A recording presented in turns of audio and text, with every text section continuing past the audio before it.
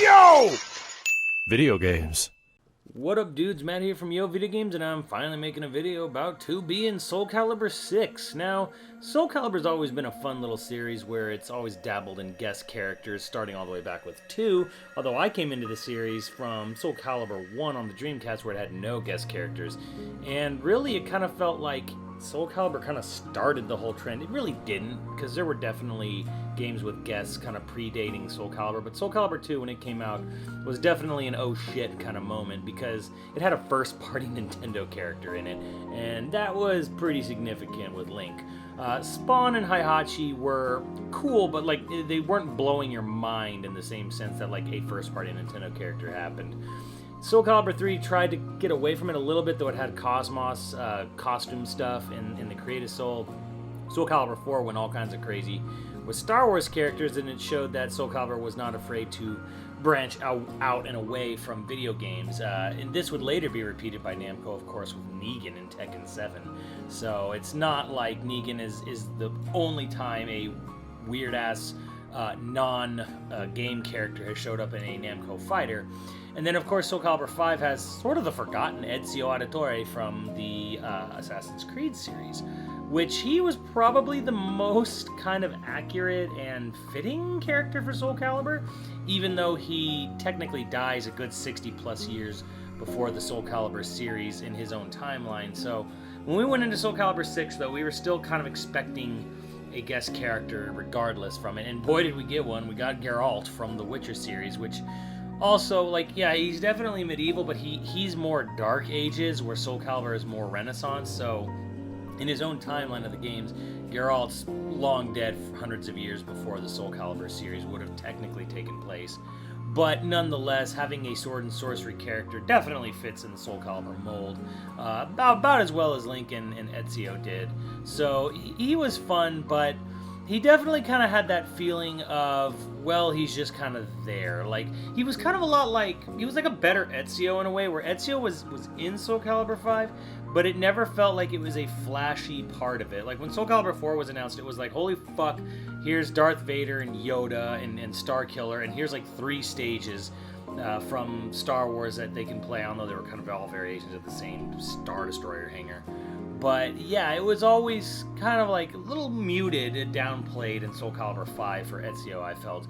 Geralt was obviously a little bit more impactful. He kind of took that sort of Akuma and Tekken 7 mold where, like, hey, he's on the front box, he's definitely part of the story mode. Like, he is not just a character you can select in versus mode only. He is absolutely part of the story. He shows up in and around the story modes of the game, so in that sense, he was definitely not a throwaway or just sort of like, hey, we're trying to get that Western audience here. So he was well implemented. His moves definitely resembled his games. He used some of his magic spells. He uses the mutagen when he does his soul charge and stuff like that. But he definitely had what I would call some of the sort of woes a bit of guest characters, and that is his armor doesn't break. You can't dress him up funny in the Creative Soul.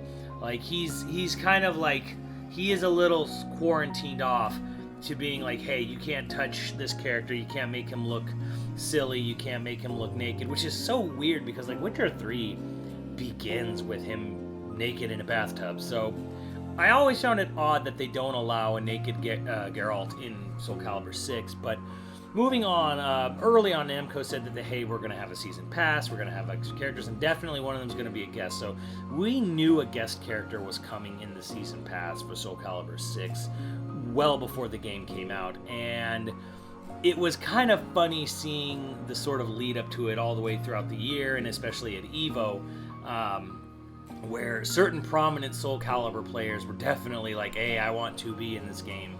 And, Max, of course, really wanted a Bloodborne hunter, which I thought that really would fit really well in the aesthetic of Soul Calibur. Even though, again, Bloodborne is obviously more Victorian era. Again, we're getting hundreds of years away, but still, the aesthetic, I think, could definitely fit within the Soul Calibur universe, especially with as wacky as Soul Calibur's gotten with some of its character designs and stuff. But I was always on Team 2B.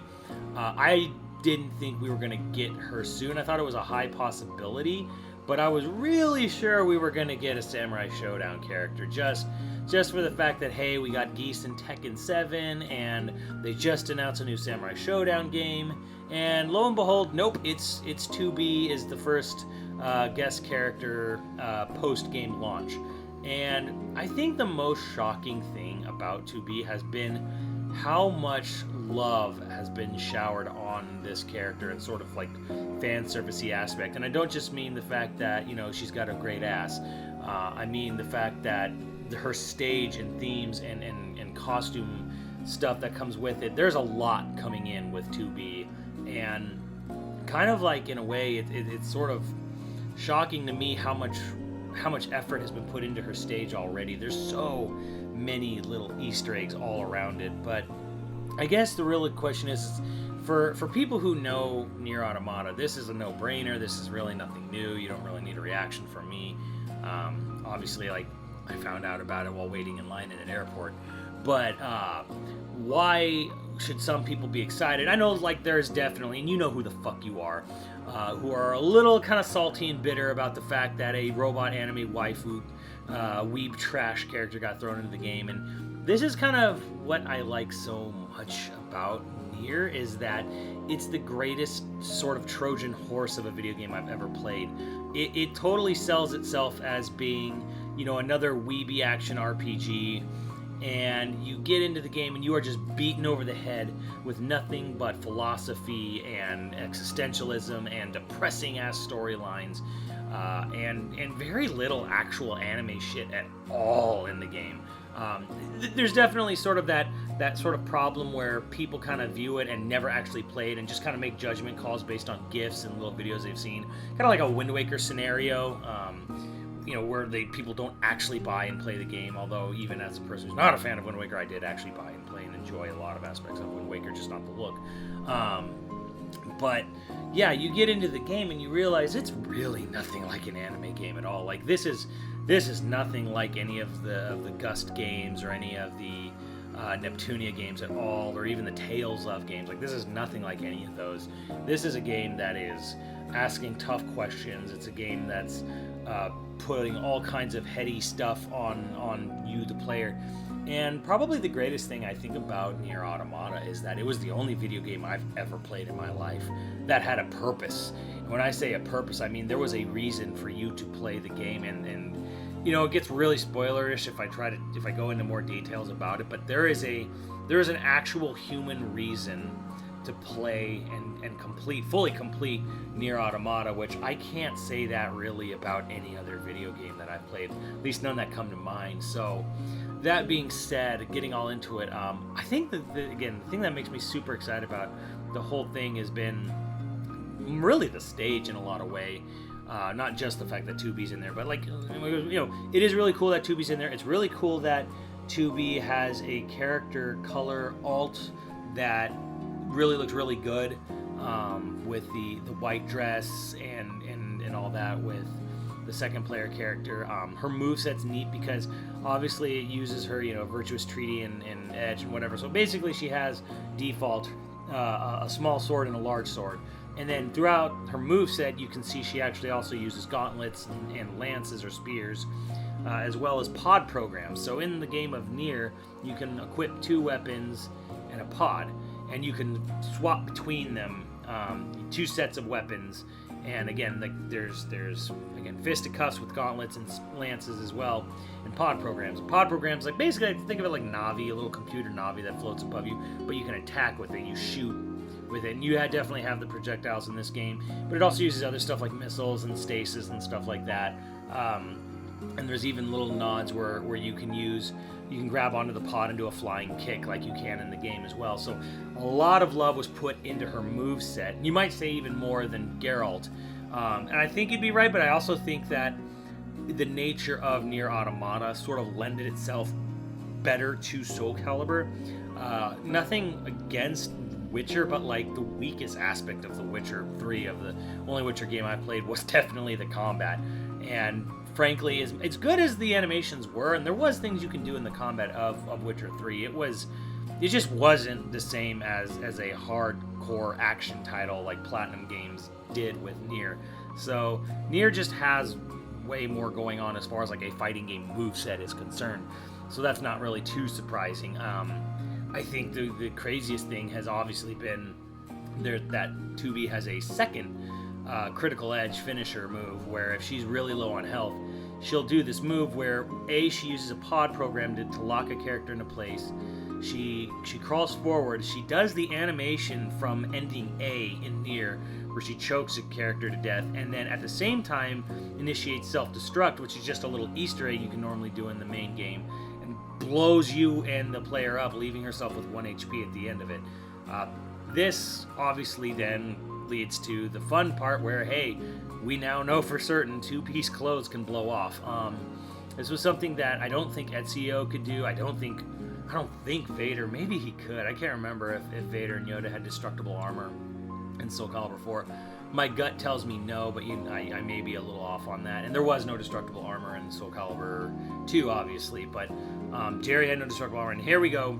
2B obviously has it. Now, this is a scenario where the director of Nier, Yoko Taro, is probably the person who would insist on her clothes being able to be blown off. And in fact, more than just that, is that you can dress up 2B in the Create a Soul. Like, you do not have to use her default costume. You can actually dress her up as they showed off in sandals and a bikini bottom and a t-shirt and a sunflower hat. It's quite amusing. And again, there's lots of little fun, cute things as well. Like, there's a move that utilizes the fishing aspect of Nier for a move to pick up an enemy off the ground. A little OTG action there. So that's very cool. And again, like, going back to the stage, though, that's the craziest thing to me, because it's based on sort of the hub world of Nier Automata, but there's just so much love and attention and care and detail put into this stage. You've got all the little machine life forms on the one side, and some of them are even doing special little animations from the amusement park, the "oh what fun" emotions. You've got the regular small default, the little bit bigger ones. You've got the giant bruisers walking around the ground on the bottom floor. You can see moose. You can see like the spider claw machine life forms. You can see Emil even zooming around on his item shop cart, which is really cute. And of course, you can see A2 way off in the distance and 9S really close, sitting on a tree branch. So you've got all that. And then the craziest thing to me was that, randomly at the start of matches, you'll see the N2 little, like, they basically a little girl projection, look like a little ghost girl in red dress. They'll be behind you, and then they'll like appear in front of you on the stage, and that's really crazy too. It's a fun nod and look to the game. And then the soundtrack is really interesting because it's called City Ruins Soul variant. Fucking Soul Calibur. But what's funny is that this track is normally a very calming, peaceful track in the main game, and yet they spruced it up and made it this sort of like epic, exciting Soul Calibur version of what's normally a very peaceful track. And I don't know, I think that's pretty cool. The game doesn't have day to night transition on this stage, which makes a lot of sense if you play Nier, because there's actually a story reason for that. Instead, the sort of the background elements change with the machine life forms and other stuff. So this is a character that's been shown a lot of love. And then of course, there's all these they added a Kaine costume from the first Nier. They added stickers and items like Emil's head and machine life form heads and stuff, and obviously the music track. So this is a lot of love for a character. And I think that if you've been on the fence, or you're a person who has kind of shied away from playing Nier Automata because you just really don't like any of that, weeby Japanese crap, if that's kind of your mindset, I feel you're doing yourself a disservice, because I've played a lot of anime-styled games, and really, Nier Automata is very, very far away from that. Yes, 2B is an attractive-looking character, but I always find it funny, the sort of fetishism that goes into this character who weighs like 400 pounds and has, is a robot with no actual, humanistic parts to speak of. Her character at the start of the game, his emotions are prohibited. So it's like you're playing basically a Barbie doll that weighs 400 pounds and doesn't really give too much of a damn about, anything other than completing her mission, although it gets so much deeper and more complex than that. So again, you're doing yourself a disservice to not play Nier Automata if you like real-time action games. if you like real-time action games, real-time action RPGs, and you haven't played Nier Automata, you've been missing out. I really think you should definitely give it a chance and dive into it, and don't just stop at the ending A, because there's the true ending of the game is ending E. There's 26 endings, most of them are jokes, but to get to the final ending, the true form ending, which isn't really that hard or even that long, it actually doesn't take that much, you'll definitely be left with one of the most unique game experiences ever. I assure you of that. So it's great to see that this character was in there. Some people might be wondering why such a niche character has been put in Soul Calibur, and the answer to that is that Nier Automata has sold more than 3 million copies and counting still. So it's probably going to outsell Soul Calibur 6 in all honesty. And obviously Witcher 3 is long outsold, much outsold whatever Soul Calibur 6 will sell. And that's not a knock against Soul Calibur, that's just the nature of reality, where a lot of nowadays fighting games, they're if you can get 2, 3, 4 million sales out of a fighting game, you're doing great. But not a lot of fighting games really get to that 3 million threshold. That's a harsh threshold to meet, but sometimes they do. I hope Soul Calibur 6 does. It's good. I'm enjoying it, but it's rough for me, as someone who doesn't play online fighting games hardly at all, to jump into online and then you're not getting that immediate satisfaction, that immediate reaction. You're not able to parry like within a frame or whatever. So it's like not having that ability is very frustrating. So I'll still be playing it. Obviously, I'm going to get 2B when she comes out, but it's been a rough time for me trying to adjust to online play for someone who really hasn't ever done that in online fighting games. So, whoa. All that being said, this is really great. I'm pretty sure the rest of the characters, because I think there's 3 more coming, or 2 or 3 more coming in the season pass. They're going to be probably Soul Calibur vets who are not in there. Probably something like Huang or Lizard Man, or maybe someone like that. Or Setsuka's, I know, is kind of thrown around in Hilde, but they're kind of newer entries, so I don't know. We'll see. Maybe Cassandra, I don't know.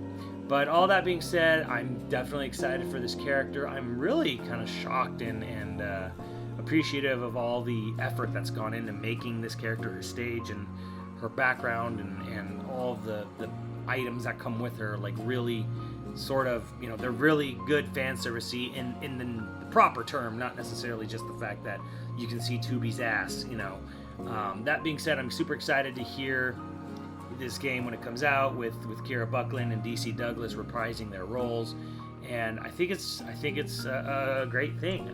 It's kind of cool because we have a very Western-oriented RPG character, we have a very Eastern-oriented RPG character, and they both get to come together and meet on the field of battle in Soul Calibur 6, and that's honestly just a good thing, because at the end of the day, this is going to be a guest character that does exactly what guest characters are supposed to do: bring new people to the game. And luckily, Soul Calibur 6 is a game I can get behind and hope people do come to. So that's all I really got to say on the subject of that. Let me know what you guys think in the comments below, and I'll see you on the channel. Later, dudes.